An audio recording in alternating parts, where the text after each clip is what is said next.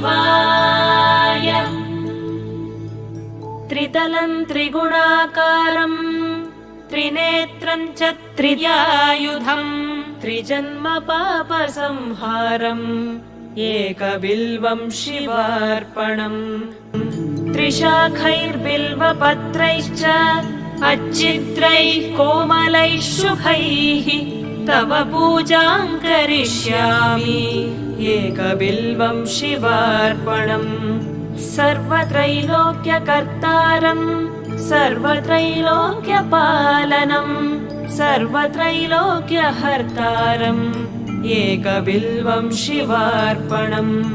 नागाधिराजवलयम् नागहारेण भूषितम् नागकुण्डलसंयुक्तम् एकबिल्वं शिवार्पणम्।